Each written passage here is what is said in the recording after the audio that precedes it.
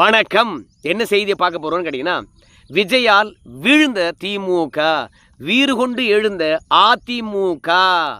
விஜயால் எப்படி திமுக விழுந்தது, எப்படி அதிமுக வீறு கொண்டு எழுந்தது, அதிமுக வீறு கொண்டு எழுவதற்கு என்ன காரணம், இப்படி எல்லாவற்றையும் நம்ம இந்த வீடியோவில் விரிவாக பார்க்க போகிறோங்க.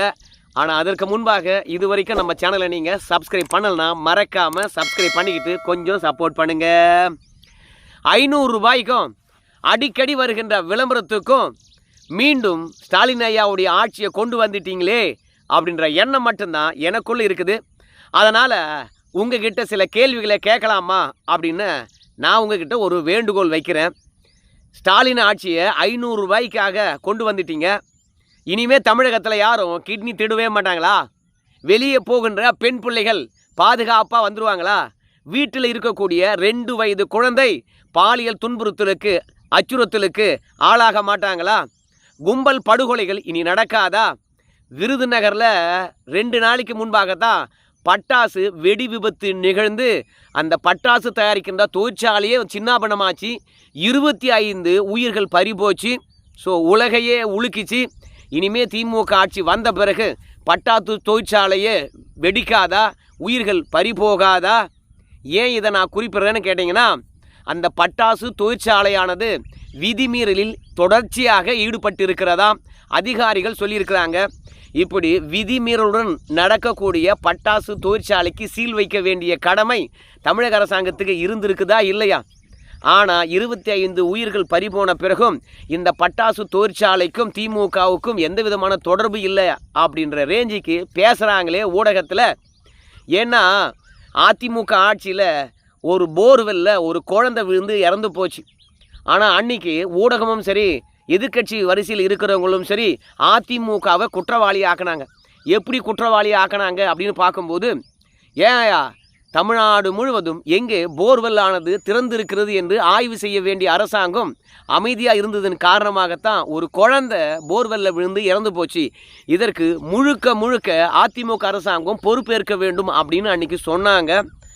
அன்னைக்கு அப்பன் நோன்ன போர்வெல்லில் குழந்தை விழுந்து இறந்து போனதுக்கு அதிமுக காரங்க பொறுப்பேற்க வேண்டும் அப்படின்னு சொன்ன ஊடகங்கள் இன்னைக்கு 25 பேரை பலி வாங்கியிருக்குது இந்த பட்டாசு தொழிற்சாலை வெடி விபத்து. ஆனால் திமுகவை யாரும் குற்றம் சொல்லவே இல்லையே. இவ்வளோ பெரிய தொழிற்சாலை நம்ம தமிழ்நாட்டில் இயங்கி இருக்கிறது. எஸ்ஓபியை சரியாக கடைப்பிடிச்சாங்களா? ஸ்டாண்டர்ட் ஆப்ரேட்டிங் ப்ரொசீஜரை இல்லை அடிக்கடி அதிகாரிகள் போய் ஆய்வு செய்தாங்களா? அப்படி முறைகேடாக நடந்து கொண்ட இந்த தொழிற்சாலையை ஆய்வு செய்யாத அளவுக்கு எதை வாங்கிக்கிட்டு அமைதியாக இருந்தாங்க? அதனால் 500 ரூபாய்க்கும் அடிக்கடி வருகின்ற விளம்பரத்துக்கும் ஆசைப்பட்டு மீண்டும் ஸ்டாலின் ஆட்சியை கொண்டு வந்துட்டீங்களே அப்படின்ற வருத்தம் தான் நமக்குள் இருக்கிறது. ஏன்னா இனிமேல் சாலையெல்லாம் தரமாக இருக்கும் போல் இருக்குது. போன 5 ஆண்டில் தான் குண்டும் குழியுமாக இருந்தது போல இருக்குது ஸ்டாலின் ஆட்சியில். இனிமேல் சூப்பராக போட்டுருவாங்க போல இருக்குது. ஏன்னா 5 ஆண்டு காலமாக திமுக அமைதியாக இருந்தது. இப்போது சென்னைக்கென்று பார்த்திங்கன்னா 6 வாக்குறுதியை ஸ்பெஷலாக கொடுத்துருக்காங்க. ஆட்சியில் இருக்கின்ற போதெல்லாம் அமைதியாக இருந்துட்டு மீண்டும் 6 ஸ்பெஷல் வாக்குறுதியை கொடுத்துருக்காங்க. அதையும் மக்கள் ஏற்றுக்கிட்டு 500 ரூபா வாங்கிக்கணும் ஓட்டு போட்டுட்டு போயிட்டாங்கன்னா இந்த மக்களை நாம் என்ன சொல்லி திருத்துறது அப்படின்னு நமக்கு தெரியல. நீ பட்ட துன்பத்தை எல்லாம் 500 ரூபாய்க்கு விற்றுவிட்டியே அப்படின்ற ஏக்கம் மட்டும்தான் எனக்குள்ளே இருக்கிறது. உன்னுடைய குழந்தை இனிமேல் போதைப்பொருள் பயன்படுத்தாமல் வீட்டுக்கு வந்துடுமா? உறுதியாக உன்னால் சொல்ல முடியுமா? ஸோ 500 ரூபாய்க்கு ஆசைப்பட்டுட்டியே அப்படின்ற எண்ணம் மட்டும்தான் எனக்குள்ளே இருக்குது. என்னையா எப்போ பார்த்தாலும் 500 ரூபாய் 500 ரூபாங்கிற? கோயம்புத்தூர் தெற்கு தொகுதியில் 5000 ரூபாய் கொடுத்துருக்காங்கய்யா. கரூரில் 3000 ரூபாய் கொடுத்துருக்காங்கய்யா. திமுக காரங்க வெறும் 500 ரூபாய் 500 ரூபான்னு சொல்கிறியே அப்படின்னு சொல்லிட்டு கேட்பீங்க. நான் என்ன சொல்ல வரேன்னு கேட்டிங்கன்னா, அதிமுக 1000 ரூபாய் கொடுக்குறாங்க. திமுக தமிழ்நாடு முழுவதும் 1500 ரூபாய் கொடுக்குறாங்க. தமிழ்நாட்டு மக்கள் எவ்வளவு அப்பாவித்தனமானவர்களாக இருந்தால் அதிமுக யார் 1000 ரூபாய் கொடுக்க சொன்னது? திமுக 1500 ரூபாய் தராங்க. அதனால் 500 ரூபாய் மேலே கொடுக்குறவங்க தான் நான் ஓட்டு போடுவோம் அப்படின்னு சொல்லிவிட்டு 500 ரூபாய் மேலே கொடுக்குறவனுக்கு ஓட்டு போட்டு போகுது இந்த கூட்டம். விலைவாசி ஏறி இருக்குது. எத்தனை நாளைக்கு நீ இந்த 500 ரூபாய் மேலே கொடுத்தாங்கல்ல அதை வச்சுக்கிட்டு வாங்கி சாப்பிடுவேன் அப்படின்னு உன்னால் சிந்திக்க தெரியவே இல்லை. உன் நிலம் பாதுகாப்பாக இருக்குமா? அதை பற்றி எந்த கருத்தும் இல்லை. மின்வெட்டு இந்த கோடை காலத்தில் அடிக்கடி நிகழுது. அதை சரி பண்ணுறதுக்கான எண்ணமும் இல்லை. மின் உற்பத்திக்கு அதிகரிக்கணும் என்ற புதிய திட்டமும் தொடங்கலை. மொத்தத்தில் இந்த திமுக ஆட்சி முழுமையாக தோல்வி அடைஞ்சிருக்கிறது. துன்பத்தை தவிர வேறு எதுவும் நம்ம பார்த்ததா தெரியல. அரசு அதிகாரிகள் இந்த அரசாங்கத்திடத்தில் போராடி தோத்தே போயிட்டாங்க. ஆனால் இவ்வளவும் பார்த்த பிறகும் அதிமுகவை விட 500 ரூபாய் திமுக அதிகமாக கொடுத்தாங்க என்பதனால ஓட்டு போட்டோன்னு சொல்கிறீங்களே, நியாயமாக இருக்குதா? ஸோ நீ பட்ட துன்பத்தை ஒரு நிமிடம் கண்மூடி யோசனை பண்ணி பாரு. பல நாள் ரேஷன் கடைக்கு போவேன், அரிசி இல்லைன்னு சொல்லிட்டு திருப்பி அனுப்பியிருப்பாங்க. இன்றைக்கி ரேஷன் கடையில் அரிசியும் எண்ணெயும் பருப்பும் இருக்கும். இன்றைக்கி திமுக அரசாங்கத்தினால் கொடுக்க முடிந்தது தேர்தல் நேரத்தில், மற்ற நாளில் ஏன் கொடுக்க முடியலை? உன்னை ஒரு பொருட்டாகவே நினைக்கல. இப்போது உன் ஓட்டை வாங்கணும் என்பதுக்காக ரேஷன் கடையில் அரிசியும் கிடைக்கும், எண்ணெயும் கிடைக்கும், பருப்பும் கிடைக்கும். ஆனால் இந்த 5 வருஷத்தில் கிடைச்சிதா? மொத்தத்தில் இங்கே இருக்கின்ற பணக்காரர்கள் மலையை வெட்டி கொண்டு போனாங்களா இல்லையா? இங்கிருந்த மணலை அள்ளி விற்றாங்களா இல்லையா? எல்லாமே உன்னுடைய இயற்கை வளர்ந்தானே. எவ்வளவு தண்ணி பறி போச்சு. ஸோ நீரை சேமிக்கின்ற திட்டம் கூட இந்த அரசாங்கத்துக்கிட்ட கிடையாது. எங்கேயும் ஏரிகளை தூர் வாரவே இல்லை. அதையெல்லாம் விட்டுட்டு மெனக்கிட்டு செந்தில் பாலாஜி துணையுடன் போகிற இடத்தெல்லாம் எஃப்எல் லைசன்ஸை கொடுத்து பார்களை தொடங்கினாங்க. அது பாருன்னு சொல்லக்கூடாதுன்னு சொல்லிவிட்டு மணமகிழ் மன்றம் என்று வேற பேர் வச்சாங்க. அது மட்டும் கிடையாது, எங்கெல்லாம் இடம் கிடைக்குதோ அங்கெல்லாம் டாஸ்மார்க்கை திறந்தாங்க. இன்றைக்கி இந்தியாவிலே அதிகம் பேர் குடிக்கின்ற மாநிலமாக தமிழ்நாடு மாறி இருக்குது. அப்படின்னா என்ன அர்த்தம்? இன்றைக்கி பிறக்கின்ற குழந்தையிலிருந்து இன்றைக்கி இறக்கின்ற கிழவன் வரைக்கும் டாஸ்மார்க் பக்கம் போகாதவ எவனுமும் இல்லை அப்படின்ற நிலை தான் உருவாகிருக்குது. 13,000 கோடி அதிமுக ஆட்சியில் விற்று. அப்போவே குடிநோயாளிகள் அதிகம் நீங்கள். ஆனால் இன்றைக்கி 60,000 கோடிக்கு விற்குது. அப்போ குடிநோயாளிகள் குறைவாக இருப்பாங்களா? ஸோ தங்கு தடையின்றி போதைப் பொருட்கள் விற்பனை, அதுலேயும் சிந்தட்டிக் ட்ரக்ஸ் கஞ்சாயெல்லாம் தாண்டிட்டாங்க. அதையெல்லாம் விற்கிறவங்க யார்? திமுக காரங்க. இன்றைக்கி திரைத்துறையானது ஒட்டுமொத்தமாக அழிந்து போய் இருக்கிறது. இன்றைக்கி திரைத்துறை யார் கைப்பற்றி வச்சிருக்கிறது? திமுக. எந்த தொழிலும் உன்னால் சுகமாக செஞ்சிட முடியுமா? இல்லை தள்ளுவண்டி கடை போட முடியுமா? கமிஷன் கொடுக்காம வாழ்க்கையை ஓட்ட முடியுமா? காவல் நிலையத்துக்கு போய் பாதுகாப்பாக திரும்பி வந்துட முடியுமா? காவல்துறையில் எவ்வளோ மரணங்கள் நிகழ்ந்து இருக்கிறது. ஸோ காவல்துறையில் மரணங்கள் நிகழ்குதுன்னா என்ன அர்த்தம்? காவல்துறையினர் அடித்தே கொள்கிறாங்கன்னா என்ன அர்த்தம்? எங்கோ ஆட்சியாளர்கள் பார்த்திங்கன்னா அழுத்தம் தராங்க. இல்லைனா காவல்துறை நம்முடைய நண்பர்களாகத்தானே இருந்தாங்க அதிமுக ஆட்சியில். இப்போ எப்படி கொடூரம் கொண்டவங்களாக மாறிட்டாங்க. 34 பேர் கஸ்டடி மரணம். இன்றைக்கி ஸ்டேஷன் போயிட்டு திரும்பி வர்றதுக்குள்ளே திமுக காரன் உட்காந்துக்குவான். சார் இந்த கேஸை முடிச்சு கொடுக்குறேன், அவங்ககிட்ட 10,000 வாங்கியிருக்கேன், உங்களுக்கு 5,000 ரூபாய் தரேன், நான் 5,000 ரூபாய் எடுத்துக்கிறேன், வந்திருக்க அந்த பார்ட்டிக்கிட்ட நீங்கள் பேசி முடிவு பண்ணுங்கள் அப்படின்னு நிறைய கட்ட பஞ்சாயத்து நடக்கலை. இன்றைக்கி தமிழகத்தில் எது பெருகி இருக்கோ இல்லையோ, செயின் பறிப்பு பெருகி இருக்கிறது, பாலியல் வன்புணர்கள் பெருகி இருக்குது. 2வது, திமுக தலைமை குடும்பம் செய்யாத தொழிலே இல்லை. நீ பிச்சைக்காரனாக மாறிக்கிட்டே இருக்கிற. ஆனால் அந்த குடும்பமானது வானத்தில் ஸ்பேஸ் ஸ்டேஷன் கட்டுறான், ராக்கெட் ஏவுதளத்தை கட்டுறான். எங்கிருந்து பணம் வந்தது? பிறக்கின்ற போதே சபரீசன் பெரிய பணக்காரரா?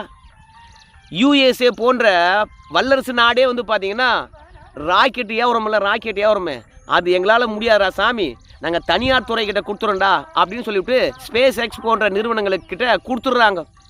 ஆனால் ஒரு தனி மனிதனாக இருக்கக்கூடிய சபரீசன் விண்வெளிக்கு ராக்கெட்டை ஏவறது, நிலாவுக்கு ராக்கெட்டை ஏவறது, அந்த துறையில் கால் பதித்து இருக்கின்றார். எங்கேருந்து பணம் வந்தது? யாருடைய பணம்? ஸோ உனக்கு நியாயமாக கிடைக்க வேண்டிய நலத்திட்டங்களுக்காக ஒதுக்கப்படுகின்ற வரி பணம் தானே. ஸோ இதையெல்லாம் தெரிந்து கொள்ளாமல் 1,500 ரூபா கொடுத்தாங்க திமுகவினர், அதிமுகவை விட 500 ரூபாய் அதிகமாக கொடுத்தாங்கன்னு ஓட்டு போட்டேன், மீண்டும் திமுக ஆட்சியை கொண்டு வந்துட்டேன் அப்படின்னு சொல்கிறியே.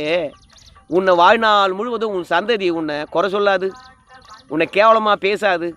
எங்கள் அப்பனும் சரி எங்கள் தாத்தாவும் சரி வெறுமனே 500 ரூபாய்க்கு ஆசைப்பட்டுக்கிட்டு எங்கிருந்தோ வந்தவங்ககிட்ட ஆட்சியை தூக்கி கொடுத்தாங்க. என் நிலம் பாழாக போச்சு, என் குழந்தைகள் சீரழிஞ்சுது. ஸோ இன்றைக்கி ஒட்டுமொத்த பேரும் நாங்கள் குடிகாரர்களாக இருக்கிறோம்னா அதுக்கு அன்னைக்கு திமுக போட்ட விதை தான். அதுக்கு உறுதுணையாக இருந்தது எங்கள் ஆளுங்க தான். 500 ரூபாய்க்கு ஆசைப்பட்டாங்க. அன்றைக்கி 500 ரூபாய்க்கு ஒரு பொருள் கூட வாங்க முடியாது.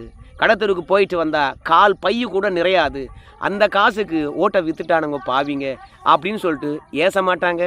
இன்றைக்கி எங்கோ நடக்கின்ற பாலியல் வன்புணர்வுகள் இன்றைக்கி எங்கோ நடக்கின்ற பாலியல் வன்புணர்வுகளா? கிடையாது. இன்றைக்கி போதைப் பொருள் புழக்கத்தினாலும் அதிகமாக நுகர்கின்ற நிகழ்ச்சியினாலும் இன்றைக்கி போதை தலைக்கேறி இருக்கின்ற இளைஞர்கள் வேலைக்கெல்லாம் போல, சம்பாதிக்கலை. எங்கே பெண்ணு தனியாக இருக்கான்னு பார்த்து வீட்டுக்கு உள்ளே போய் அந்த பெண்ணை வெட்டி அதுக்கப்புறம் பாலியல் வன்புணர்வு செய்கின்ற அளவுக்கு போதைப்பொருள் உச்சம் தொட்டு இருக்கிறது.